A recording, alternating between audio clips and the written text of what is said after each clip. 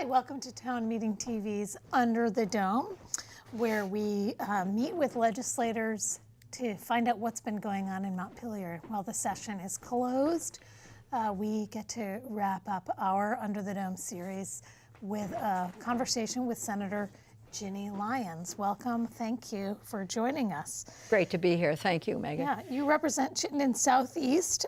Your bio says that you grew up in a small farming community in New York. I did. You earned your doctorate from UVM. I did. And you taught biology at Trinity College in Burlington for 27 years. You served on the Williston Select Board until you joined the Senate in 2000. So you're one of the senior members in the Senate, still having been there for now 26 A long time. years. You chaired the Senate Committee on Natural Resources and Energy from 2003 to 2013. Yeah. And you're now chair of the Senate Committee on Health and Welfare. And you also sit on the Appropriations Committee, one of the more powerful committees in the Senate. I mean, everybody's got power, but how we spend the money is where our values It's really critical. Yeah. So give us a high-level overview of how you think this last legislative session, and we're also at the end of a biennium, went for Vermonters. Where do we have wins and losses? Well, that's a great question. First of all, I want to say thank you for having us in at the end of session. It's really, Channel 17 has always been on the forefront of providing information, and this is just one example of that, and thank you. So thanks for having me. The last 2 years, I'm going to put 2 years together because they were both challenging, but also had some good results. And then, as we know, recently, a pretty devastating veto with one of our more important health care bills. That's 190. Yes, 190. Yes, that was, and I can talk about that in a little bit. But overall, I'd like to say that, you know, we listen to Vermonters. So how do we make our decisions? We listen to what our constituents say. What are the real problems going on in our communities? I heard loud and clear before the session started that there was a lot of frustration, both by the providers and also, you know, hospitals, physicians, nurses, and everyone about health care, but also for my constituents about the high cost of health care. I heard a parent say, you know what, I have a daughter who's a sophomore in high school, and I have another daughter who is in 8th grade. I need to have health care for them, but we can't afford it. Now it's getting to be $20,000, $30,000 a year. So I knew health care costs was significant. And then we also, you know, as we're making our decisions, so we're listening to folks, we're also looking at what the data tells us. And so we're the highest cost health in the nation right now with hospitals and premiums. So that was loud and clear. And then we have to put together what can we do in the state that would be effective without, you know, either incrementally or more generally. This year or this whole session, we did that in many areas, whether it was for folks who are unhoused, you know, so the homeless folks, or whether it was for our aging population. So it was a good year. It was a good 2 years. Yeah. So tell me about some key bills that passed out of your committee that folks might want to know about that became law, and we'll get to the vetoes again later. What was left on the wall that you want to take up in a new biennium? Well, this is good. You know, we did a lot of work. I can't say that I left anything up on the wall. From the crossover in March, when all the House bills came to us, until the end, our committee processed and went through about 16 bills that were very important, including the homeless continuum of care. Prior to that time, we had done some significant bills on primary care, moving toward universal primary care, health care reform, the one that was vetoed, which I think was critically important. We also passed what's known as Array RX, a prescription drug card for Vermonters, which is going to save Vermonters a lot of money. And that had a little controversy as well, right? You know, it did, because there was a question about, does it actually save money? Can we do it in another way? Other states and the consortium of states with Oregon, Washington, Colorado, a couple, many other states that we joined have seen huge savings. I think whether there's any doubt about it or not, it's worth going forward. We also last year passed our medical debt bill. And so the combination of those things keeps money in Vermonters' pockets. We passed out a healthcare AI bill, which will keep decisions about healthcare between patients and human healthcare providers. So Is this also yeah. limiting the ability for AI to provide therapy, or is that a different bill? Yeah, that's a separate bill. But yes, it does relate very much to that, so that AI is not making decisions for people and not providing counsel without having a human being involved. So you have a human counselor. Yeah. Important. Talk a little bit more about the Vermont prescription drug discount card. What difference does that make for me? How does that affect my life? Well, you can go, you can take your cell phone and you can go online and scan the code, and you can download a card for prescription drugs. Does it start July 1? It starts July 1. Okay. It's been signed. Yep. Yep. And then you take that card with you whenever you're getting a prescription. The drugs that will be included will be listed on the Treasurer's webpage, so you'll know up front. And if you don't know up front, your pharmacist will be able to tell you that your drug is covered, or perhaps it's not. So it's not every single prescription that will be covered, but it's a significant number. And one of the things that the states that are part of the consortium have done is to sort out what are the more popular drugs, which are the ones that should be included. Vermont will be a part of the decision-making going forward. And so is there an appropriation to help fund this, or is this, talk a little bit about that. How does Vermont see savings in this? Right, well, we put $50,000 in for the treasurer to work collaboratively with other states. That'll be it. There won't be further additions. And then the savings will go into cardholders, to Vermonters. Yeah. It's really, it's a terrific opportunity. Yeah.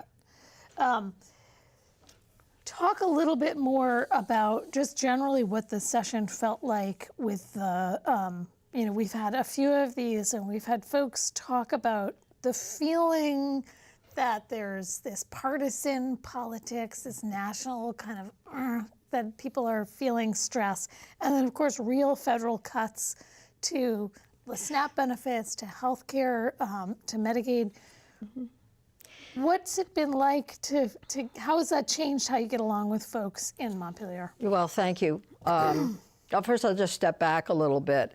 When the SNAP benefits were first being cut, and I sit on what's known as the Joint Fiscal Committee, where money chairs and others sit together, and when there's any kind of an emergency related to expenditures or revenue, it comes to that committee. So when the SNAP benefits were cut, I was very concerned, as were others.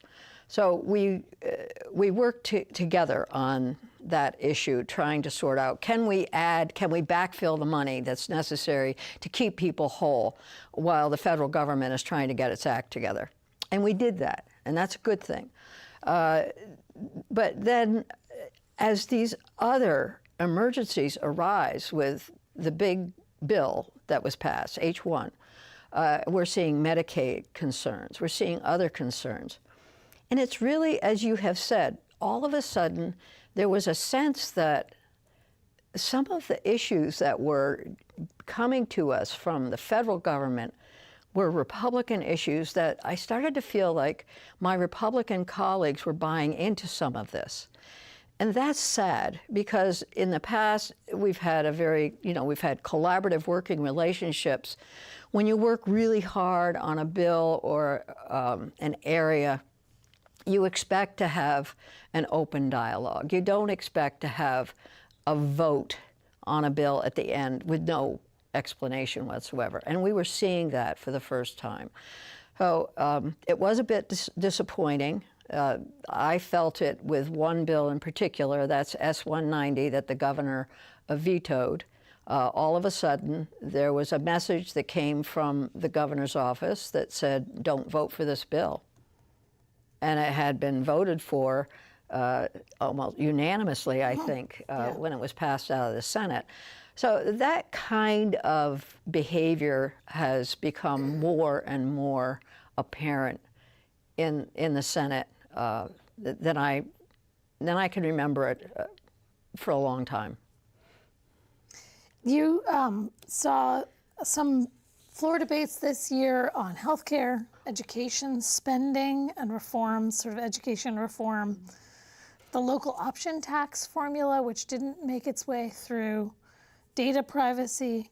Take us onto the floor a little bit in the Senate. There's only 30 of you. You've already alluded to some places where you're seeing you're not getting along as well, but take us, what's it like to be on the floor having these conversations, and what stands out to you? Well, you know, in the Senate, as well as in the House, we work in committees. So the committee process is very important. The committees are bipartisan or tripartisan, depending on membership. We listen to just everyone on each bill. I mean, we try to be as complete as possible. You can't always hear from everyone. So when a bill comes out of a committee, we know that it's been rigorously evaluated, and the decision that's been made, usually, you know, there are just a few bills that we've seen on the floor of the Senate this year that were a 4-1 or a 3-2 vote. Explain what that means. Yeah. Okay, thank you. Yeah, so it could be that the 4 were Democrats and the 1 is a Republican. It could be 3 Democrats and 2 Republicans. Sometimes it's a mixture of those things. So when it comes out of the committee, you kind of know the sense of who's doing what. The bills that were voted out of my committee, I think there were 2 that were 3-2, and they eventually made their way. But when you see a bill... That's okay, we'll keep going. I got it. All right. I can hold it. You just lost my voice. Just for a second. Just for a second. There we go. Well, when you see bills coming out... Thank you, Megan. Going, yeah. Oh, I got it backwards here. That's okay. Kevin's got us. He's got it. When you see a bill. When we see bills coming out of the committee with a unanimous vote, 5-0, there's a comfort level with that. When it's 3-2, you want to know why. Why did someone vote against it? And we explain that on the floor. When you're in a debate on the floor, all of a sudden you hear people saying things that may not be accurate, so categorically untrue sometimes, and it's very, and it's convincing. Sometimes those arguments can be convincing to others. And it's disturbing to see that, because we've worked so hard on a bill and we know what the data is. So then you have to go back and look at the data, and sometimes it's not data that people are arguing about.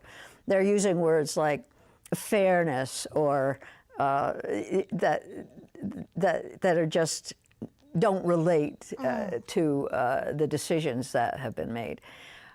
So I noticed more of that toward the end of this year and this session. I guess probably the month of May had the most difficulty with it. Yeah. Was that tension around the education reform debate, or what is it about? I think there were key bills, the AI bill, the 772 bill on data privacy. That was one. The renter landlord tenant bill, that was one. There was debate on that one. There was debate, a very limited debate on S-190 that got vetoed. And as the education bill, yes, some of it was around education bill, but by the time that bill got to us in the Senate, it was pretty well ironed out. So the only kind of comment was, we should have done more on the foundation formula, or we should have done less on this. There weren't comments necessarily about voting against the bill as much. Now, appropriations is involved in the budget, which is the big thing that you have to do. Yeah. So can you just take us a little bit, give us a 101 on this year's budget, and what was that conversation like in your committee?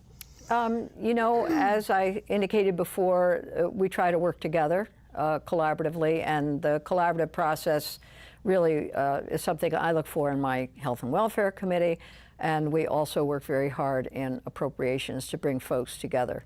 Appropriations is where you see all of state government, and FYI, for folks who don't know, healthcare is a big chunk of that. It's nearly 20%, so it's a lot of work. And explain to people what that means when you say appropriations is where we're going to see all of state government. Right. It's where we think it's paid for. Yeah, thank you. So the way we look at the budget, the governor proposes a budget. He's already talked with everyone in the administration, whether it's the Agency of Natural Resources, Agency of Human Services, Public Safety, Transportation. There are pieces of transportation that we look at. All of the agencies bring their requests and their needs. It could be the digital agency. It could be economic development. So all of those agencies bring their requests to the governor. Governor puts a budget together. Then the House looks at it first, then it comes to the Senate. And what we do in the Senate is we listen to every single one of the folks who are in the budget. In addition to the administration, we're also listening to folks in our community who, for Parent-Child Network, are designated agencies, you know, the Howard Center and others. So we hear from people across the state and across different organizations and disciplines. After that, we have to make decisions. How much do we need? Where is the greatest need?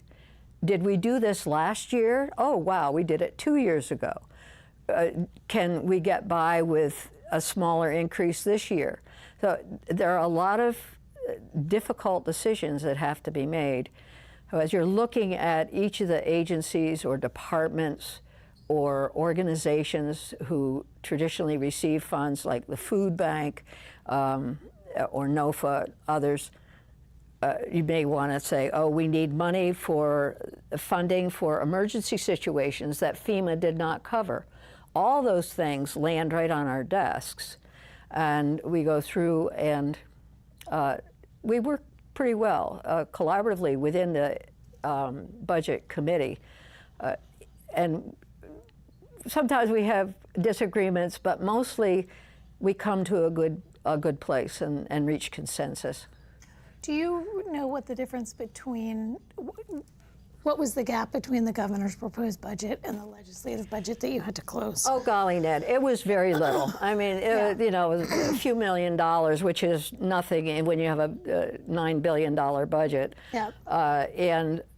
Yeah, so, and the other piece that I didn't mention, which is important, we need to know what the revenue forecast is. We know how much money are we getting, and so we listen to our economists on that. But the gap between what we did and what the governor had recommended was pretty narrow. We did change some of our priorities were different from his, but it was pretty well done this year. I felt good about it. And who sits on the conference committee to negotiate those last little details? Yeah, the conference committee. And maybe just explain that to folks. Yes, yeah. Well, after the House passes its version of the budget, The Senate makes its changes, and we did make significant changes, I felt, this year. One of the, I'll just digress for a second. One of the things that we did in the Senate, which is slightly different from what the House did, was we really focused on primary care.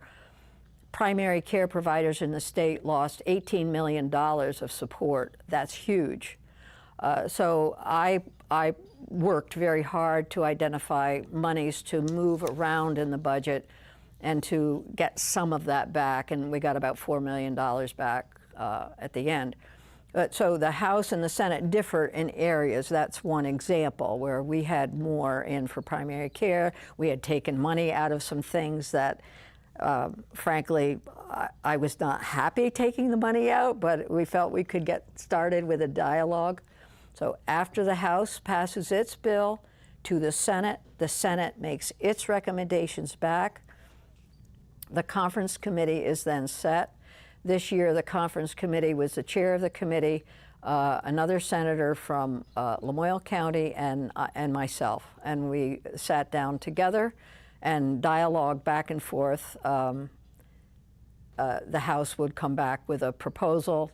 We like this about your budget, but we disagree with this. We'll come back with another proposal. Oh, you're not all sitting in a room together? We're all sitting in a room together. We're sitting right across the table from each other. Yeah. And it's collegial, but it's also difficult because, you know, you have differences of opinion on certain things.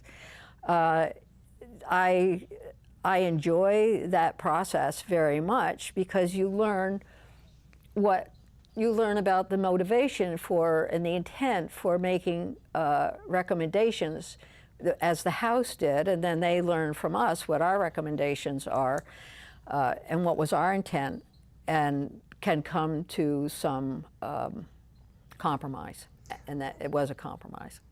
Who, as a legislator, and maybe just talk about this year, you know, and thinking about the budget and thinking about all those kind of varying needs and wants, who has your ear and who has your ear effectively? How do people communicate effectively? You know, I do listen to my constituents. I receive hundreds of emails a day. I mean, I receive a lot of information. I read those things. I don't always have time to respond to everyone. Sometimes I'll just say thank you because I listen to my constituents. People who I meet and I talk with in the grocery store, or I'm going to a meeting, I listen to them very much. I was at a meeting in Bennington to help folks understand healthcare, and someone was talking with me there, and I listened. I said, wow, that's new information I didn't know. Then there are organizations in my district who I think are critically important for supporting people. I mean, I look at Cathedral Square or the Howard Center or AgeWell. All these folks have something to contribute, particularly when it's about a group or a cohort of citizens who don't ordinarily speak for themselves. So a group that represents the aging population, a group that represents people who need care to stay in their home. I listen to those organizations very much. And then there are the more formal lobbyists who we have in the State House and represent either a group of citizens or a group of organizations. They are also important. You can't rely heavily on one or the other. It's a juggling act. It's a balancing act. But in the end, it really does help us understand what the needs and gaps are within the community and what can we do to improve outcomes for people.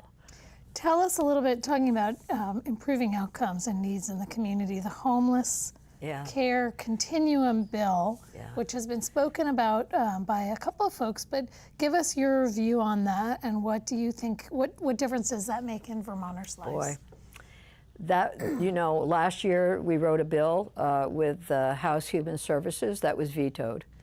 So this year we came back and we said to the administration, we need to have We need to have something. And this is about, like, let's stop just paying motels. Yeah, it's really about moving away from the hotel motel program, using that as a last resort, trying to find shelter for people, trying to find permanent housing for people. That's really the goal. 4,000 Vermonters living Yeah, on there the are streets 4,000 right now. people who right now are homeless, and Yeah. they really need support. And within that group, there are folks who need mental health counseling, substance use disorder counseling, and what people don't realize is there's some people in that group who are working 3 jobs just to stay, In their car. just to work, and they can't afford rent. So some folks need help finding affordable rental housing, or they need. There are some folks who are on the verge of losing their homes, so they need financial counseling. A lot of the organizations in Chittenden County are already doing a lot of the work that the homeless continuum will now put in place more systemically. The bill itself is huge. It's got a huge amount of money in it. It brings in both folks who need year-round support, folks who need different levels of counseling and services, different levels of services. So folks who might need just some financial counseling. Part of this bill that I was very excited about that we put in the Senate is a renter voucher program that the Vermont State Housing Authority worked with us on, which is going to expand voucher opportunities now that the federal government is limiting the Section 8 stuff. So overall, the bill will have established an increased number of shelters to bring people into the door, to help them with a roof over their heads. The bill will allow for looking at what are their individual needs. What do they need in order to take a step forward? So is that counselors? It could be counselors. It could be, are you ready to move into a recovery residence? And as another bill that we passed out of my committee was having a continuum of recovery residences in the state. So it depends on what the individual needs are, not just putting people in a place, whether it's a hotel or a shelter, and putting a roof over their heads and then leaving them alone. It's actually making available to them a case manager, and making available to them the services that they need. We're not forcing it on them. They have a choice, but obviously these things are important. The whole package that is in the budget and was actually proposed by the administration is $80 million. Okay, so it's a big expense. And where does that money come from? General fund. Okay. Yeah, and some of it's federal. The HOP program is a federal program, so we get dollars from the federal government to support a significant portion of this, and balancing that out will be important going forward. It will take time to fit this all up. It's not going to happen overnight. One of the pieces of this bill that I feel really good about is we have in Burlington the Community Resource Center from the CVOEO, and I worked very hard to get the money in to support that organization because of the good work that they do. Yeah. I mean, so much of Vermont services fall both for the most vulnerable populations, but also for the general population. On nonprofits, yes. Right? Yeah. So do you have a little sense of what is? Yeah. Yeah, you just hit one of my pet concerns, and we're made up in this state of nonprofits. We're also made up of volunteers. Without the volunteers, we wouldn't have half the programs that we have. And sometimes I think we have to get away from that. And then I think, no, that's our sense of community. That's how we work together. But our nonprofits are critical. There are designated agencies and are specialized service agencies for folks with disabilities, SSAs, or the designated agencies, folks with needs for mental health and also disabilities, special needs, and also substance use disorder. So those organizations that we have in our communities are really doing the work the state needs to have done. If they weren't there, we'd have a much larger agency of human services. So then that says to me, we need to make sure that those organizations are adequately funded and resourced, and that we need to make sure that the workforce that they have is there. So we have increased appropriations for those organizations. We have increased workforce opportunities through loan repayment and others. And so, yes, you know, anyone who lives anywhere in the state understands how important our 501c3s, our local organizations are.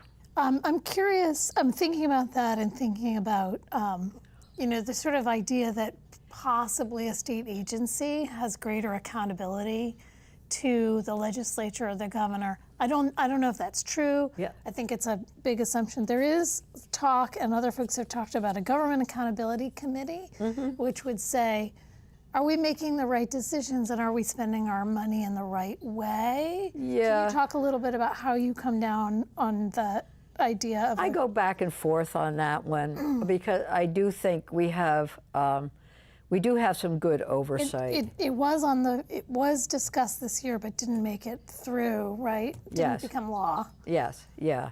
So the Government Accountability Committee started several years ago, and they do look at different segments of government or agencies, departments, and are the laws being carried out effectively? Do we have the right laws? How can we measure that? It takes a lot of time for a legislature to do all of that work. Sometimes I think maybe it's best to rely on the work of the auditor and what the auditor is doing in that area. And then I also think that whenever we write a bill, you know, for example, when we're writing some of our healthcare bills, it's important to have the appropriate oversight, deadlines, goals, and then metric data coming back, and then also the data coming back about, is it helpful, but also talking with people about the effectiveness of the programs that are there. So is the GAC, Government Accountability Committee, exactly what we need? I think in some ways it is helpful because it gets more people engaged in oversight of all of state departments. And in other ways, it's a significant work that we may not have enough capital money to invest. Yeah. I know that it didn't pass, but I'm curious because it was referred to the local options tax formula. What is that? Tell us a little bit about that and why was it so contentious? Well, yeah, so right now towns across the state and more are putting in place a 1% local options tax on consumer products. And then that Williston has one. Williston had. We were the first in the state to get it. It was a result of Act 60, actually, when gold towns felt that they were being harmed, and so they wanted to see benefit from the development that they had because they were felt they were losing that. Act 60 was when we education. Sort of, the first attempt. The Brigham decision. Yeah. The first attempt to distribute property tax money more evenly around the state, right? Yes, thank you, Megan. Yeah, because I forget it. It's like you're living in it. You're living with it. But yeah, it was to distribute property taxes from every community across the state to every community. So it was sharing, which is great. The local options tax was supposed to be a temporary thing, but it wasn't. It continues. So it allows for towns to receive tax monies for development, retail establishments in their municipalities. Most of that money, 70% of it, goes to the state. 30% stays with the town. So the local option tax, the money comes in, it goes to the state. 30% stays with the town. The town can use it for public safety or other infrastructure needs that they have.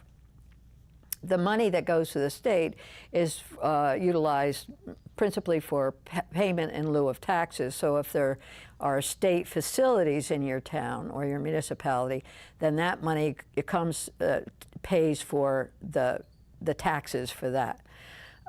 Towns have felt now that they should be getting more. So the proposal was proposal was 80%, and I think the final landing was 75%, and 25. So it was, yeah, it changed. Yeah, and it didn't pass. No, it did not. So we'll see if that comes up again. Yes. Okay.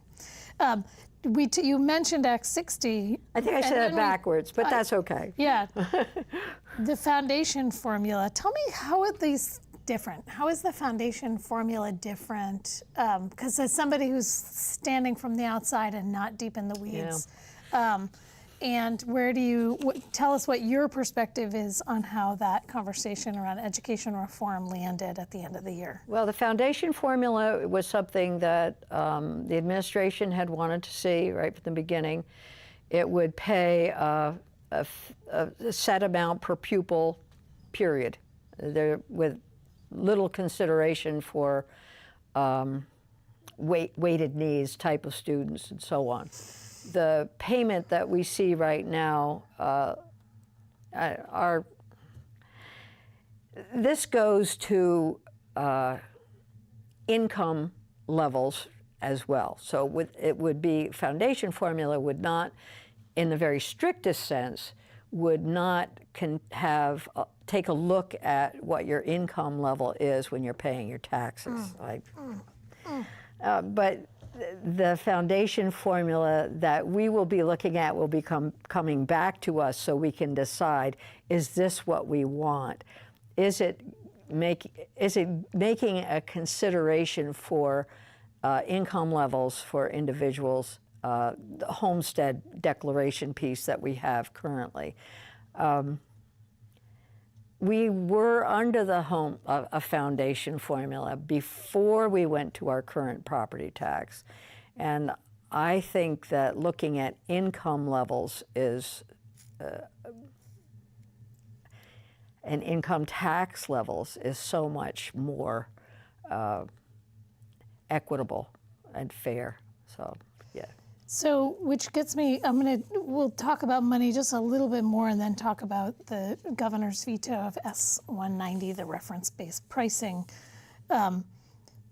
It seems like this is going to be a conversation that keeps going on. The needs are higher than the revenue that we have, than we generate. Mm-hmm. So what are the ways forward, and how? I know there was a wealth tax discussed, tax on second homes.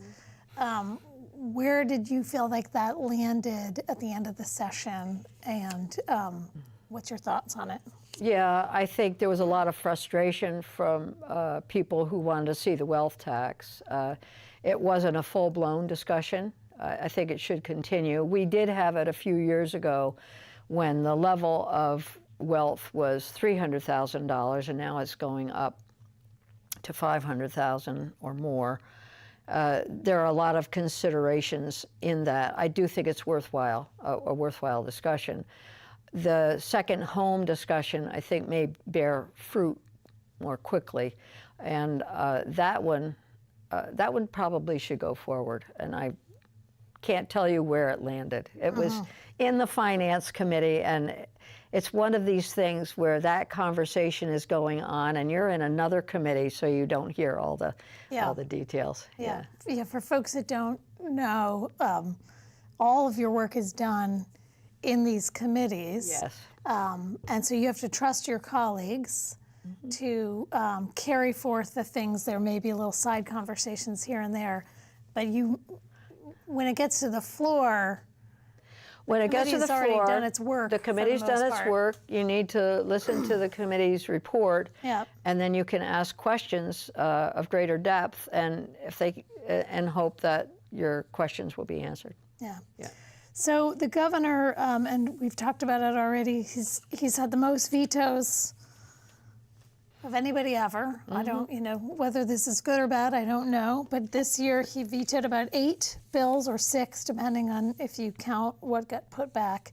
And S-190 reference-based pricing would have brought in $35 to $40 million, or saved about $35 to $40 million, which would have impacted the teachers' pension fund. Is that right? Yeah. So talk to me a little bit about you helped champion this. I wrote it. It was passed with bipartisan support. Yeah, it was. And so what do we lose by having this vetoed, and what's next?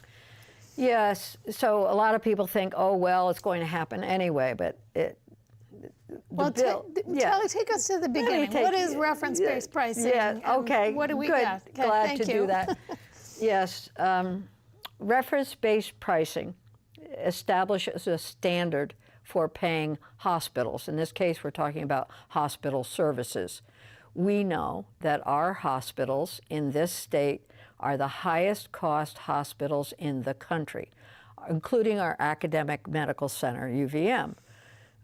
We all love our community hospitals. We love UVM. Yes, we do, because they provide the services we need, but they are also more costly than any other hospital in the country. And for that reason, we're the highest cost healthcare in the world, I guess you could say, because United States, yeah, there it is. Internationally, we're very high. We also have the highest cost premiums in the country. So which means that people are paying their premiums for their insurance. They're paying more than their neighbors in Maine or New Hampshire, anywhere else. It's a huge amount. We pay 2 or 3 times as much as Maine, and a couple times more than what New Hampshire residents pay. That is not the direction that we want to go. And we've seen the increase go up now for about 5 years. We've seen a radical increase in those costs in our state. The work that we've been doing, and that I've been doing now, and I think most specifically to reference-based pricing and cost savings since 2022 with Act 167, and then last year with Act 68, Act 68 really established a systemic reform that includes looking at what community needs are, and what are our hospital needs, what are our community service needs, and also establishing a baseline for reference-based pricing. That bill, Act 68 of 2025, said reference-based pricing shall begin no later than budget year 27. That's this coming up year. This begins on October 1st for hospitals. The bill that was vetoed, Act 190, established what I consider to be a pilot program for reference-based pricing, for establishing a ceiling for costs in hospitals based on Medicare. So across the country, you might see that hospitals are spending 250% to 300% of Medicare.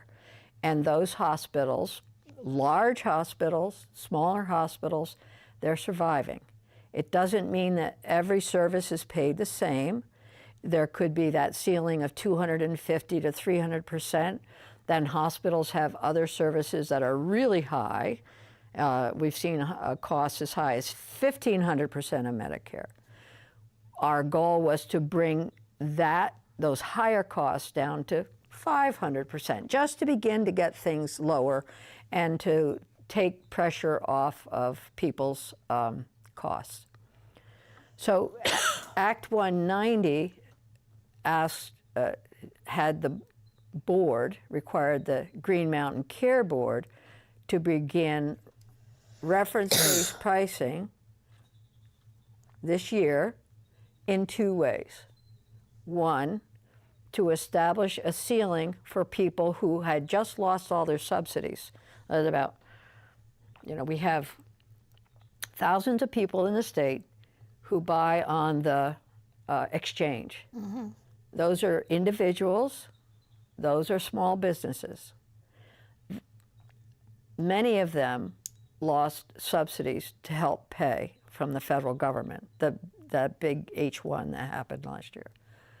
So if we lowered costs, hospital costs for those folks, we would help them, we would return money to pay for their premiums. Don't lose the money in the system, but it goes to help. One of the pieces, so lowering that cost for those people on the exchange, that's one. Number two, we know in 2024, the campaign was all about lower property taxes. The campaign is all about we need to reduce costs. Mm-hmm. And I looked at what we could do in our Health and Welfare Committee. What could we do to lower those costs?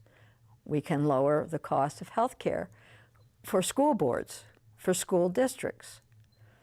So the second part, big chunk of the bill, is to reduce school educators and education staff health care costs, premiums. And that would happen by having reference-based pricing for what's known as VHI, or Vermont Education Health Institute, that insurance company, mm-hmm. to lower those costs. It's huge. 55% of the costs from the healthcare, educator healthcare, is hospital. So we'd see that savings. So the savings that we would see for educators would reduce the amount of money that school boards would have to pay for health care. That translates to lower property taxes. So that was the pathway in the bill for lower property taxes. So the two things in the bill that would reduce costs for Vermonters: one, lowering the exchange costs; two, lowering educator premiums.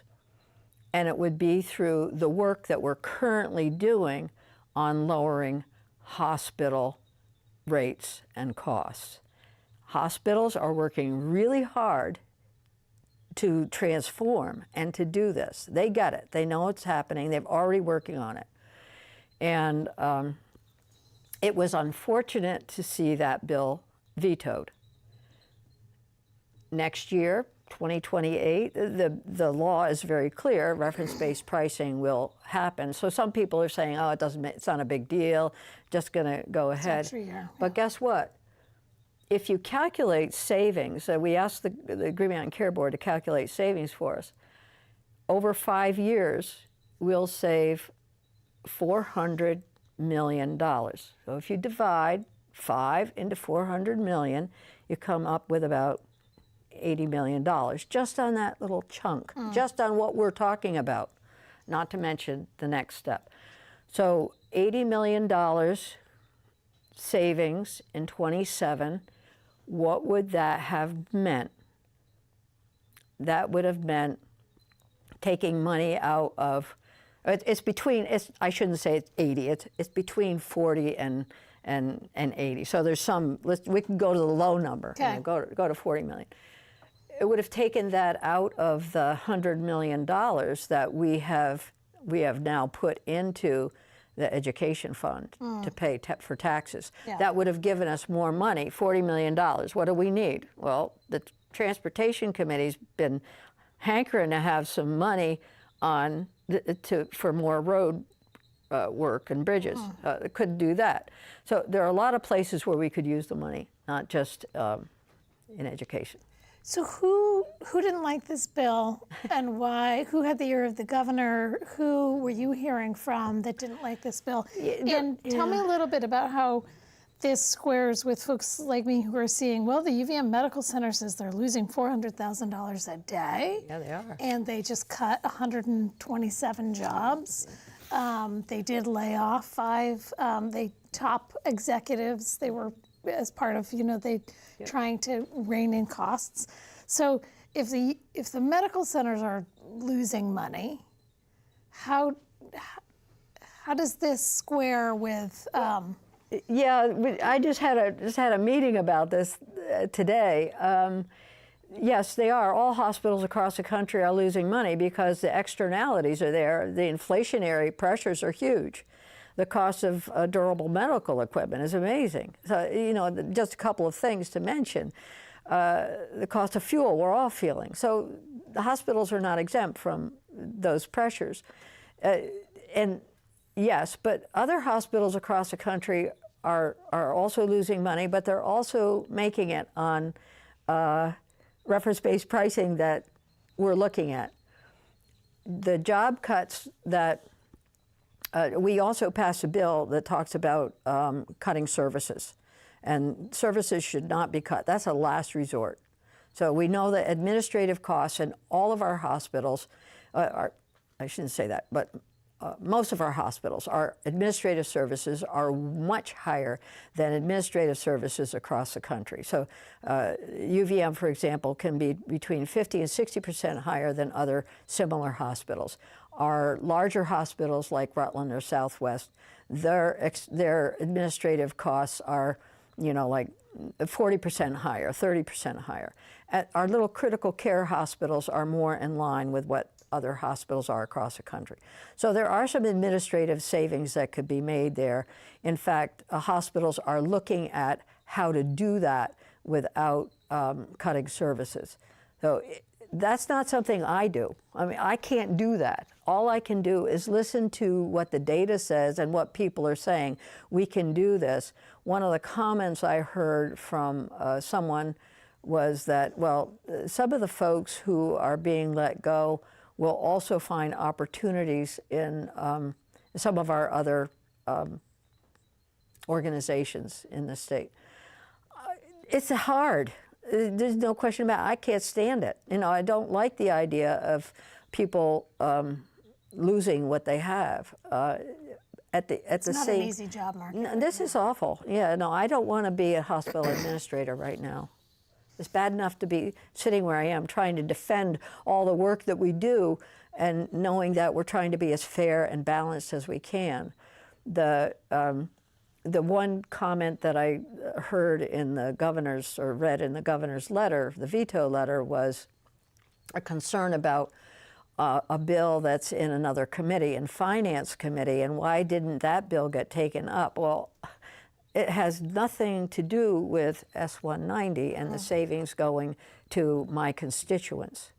That other bill is a different bill. There are things in it I'd be happy to look at within my committee when it comes to my committee. What bill is that? H585 has association health plans.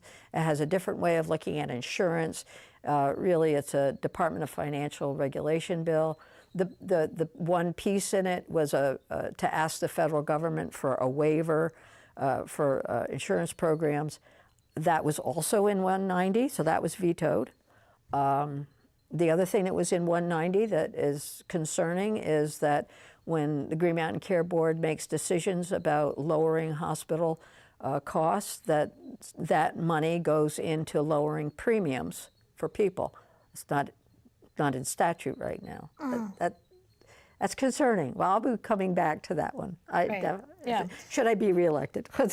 Yeah. So we'll end there. Although we do have more potential federal Medicaid cuts, and I just wonder how you're thinking about that going forward. Yes, I'll be keeping a close eye on that, as will our Health Reform Oversight Committee, as will the Joint Fiscal Committee. We responded very quickly to the SNAP change. Now we're seeing work requirements coming for people who are most vulnerable and probably have the least capacity. They're also seeing a requirement for Medicaid patients to reapply more frequently. It's hard enough for them to go through some of this the first time.